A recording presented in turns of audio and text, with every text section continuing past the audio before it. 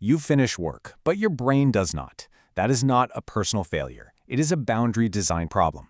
Welcome to this explainer, where we're going to unpack the reality of modern work. Because let's face it, for so many of us, the physical office vanished only to set up shop right inside our living rooms. We're looking at the real cost of this always-on culture. And it's not just about lost hours. It's about fragmented attention, it's diminished recovery where your mind literally never powers down, and it's your own identity shrinking around your constant availability. Picture this for a second. It's dusk. Your home office is bathed in that soft, fading evening light. You've technically logged off for the day, right? You shut the laptop, walked into the kitchen, and sat down at the dinner table. But right there, literally next to your plate, your phone screen lights up with a muted notification. Your physical body's at dinner with your family, but your mind? It just got yanked forcefully right back into a status update or some urgent client request. Work is officially over, but your attention is still strictly on the clock, pacing the hallways of your workplace. Now, if this creeping exhaustion feels deeply familiar to you, I want to emphasize something really clearly right out of the gate. You are not lacking discipline. The fact that you feel chronically drained is a systemic issue. It's born out of this massive, unprecedented shift in how we work. You're navigating an environment where the lines between your professional output and your personal sanctuary have been completely erased. Work isn't a physical place we go anymore. It's this digital entity we just carry around in our pockets everywhere. Okay, let's dive right into Section 1, the boundary design problem. Because those physical boundaries have completely blurred, our psychological boundaries now require deliberate, intentional architecture, which is something most of us have literally never been taught how to build. And that brings us to a really fascinating question. I want you to honestly think about this for a second. What seemingly productive habit quietly makes work feel endless? It's something almost all of us do, usually with the best of intentions, thinking we're getting ahead. Hold that thought. We are going to reveal exactly what this trap is, but first, we need to understand the immense toll it's taking on us every single day. Which brings us to Section 2, the always-on tax. See, there is a premium that modern professionals are forced to pay every single day when they don't have distinct lines between being on the clock and off the clock. Let's look at the verified data from the Office for National Statistics. It shows that over a quarter, 28% of Great Britain's workforce is currently navigating this hybrid reality. And it's particularly concentrated among professionals aged 30 to 49, so we really need to recognize that this isn't just some niche trend for a few tech workers. This is a massive, widespread shift in how millions of adults are earning a living, and it fundamentally changes the structure of our days. But as you might guess, this transition hasn't been without some serious friction. According to verified statistics from the Health and Safety Executive for the 2024 to 2025 period, 964,000 workers in the UK reported suffering from work-related stress, depression, or anxiety. Now, to be absolutely clear, we aren't diagnosing anyone here, and a buzzing phone obviously isn't the sole cause of all workplace stress, but this staggering number grounds our explainer in cold, hard reality. Navigating modern work is taking a heavy psychological toll on nearly 1 million people. It's a huge indicator that our current boundaries are failing us. And that psychological toll, it directly translates into 22.1 million working days lost to those exact same pressures of work-related stress, depression, and anxiety. 22.1 million days. Just let that sink in for a moment. That is an almost incomprehensible loss of human potential, creativity, and simple everyday well-being. It perfectly illustrates the sheer weight of what happens to the human operating system when your mind is never allowed to just fully log off, detach, and rest. So, what does this always-on tax actually look like in your real daily life?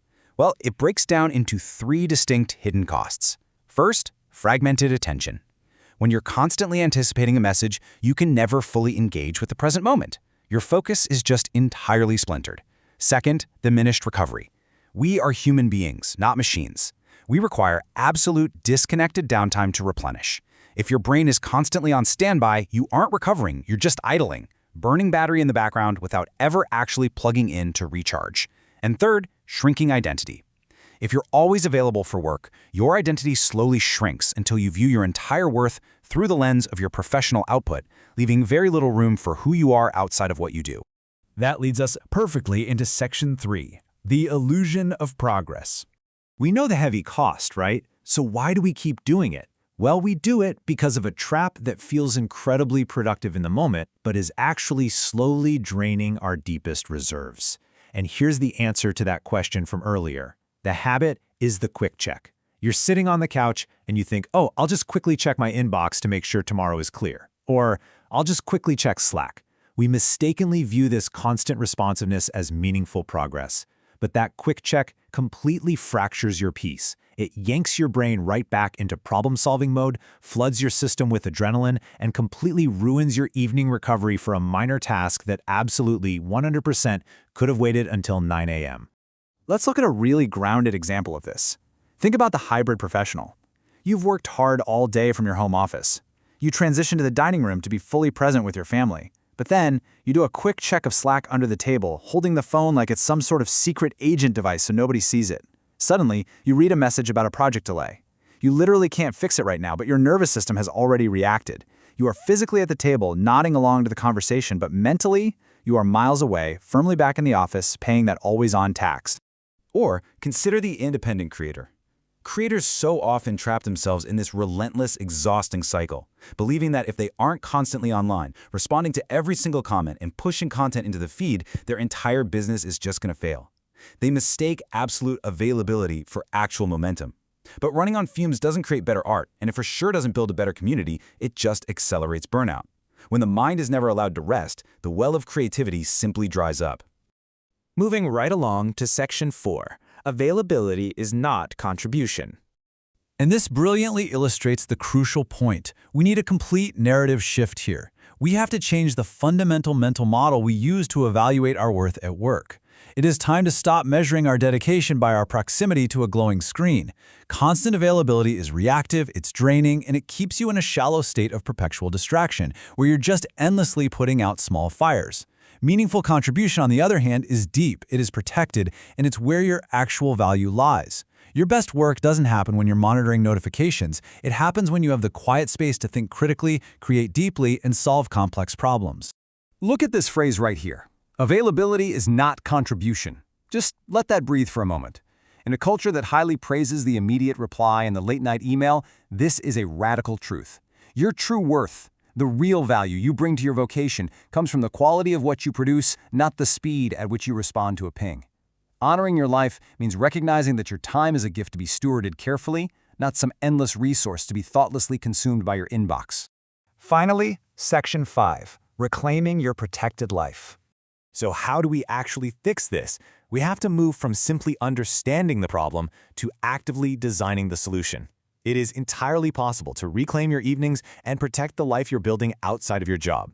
Here are 3 highly actionable steps you can design today. First, create one shutdown ritual. This could be literally physically closing your laptop, putting it in a drawer, and saying out loud, "The work day is done." Second, set one communication boundary. Remove work email from your personal phone entirely, or just set a hard rule that you do not check messages after 6 p.m. And third, establish one protected block. Dedicate a block of time each evening, maybe a calm morning walk or an uninterrupted dinner with your partner, that is completely shielded from work and absolutely non-negotiable. Which leaves us with this final thought. The structures of modern hybrid work aren't going to protect your time for you. You have to step up and be the architect. Will you protect your boundaries tonight or let work follow you home again? The choice of how you design your evening is entirely yours. Thank you so much for joining me as we explored the source material in this explainer, and I really hope this empowers you to finally log off completely.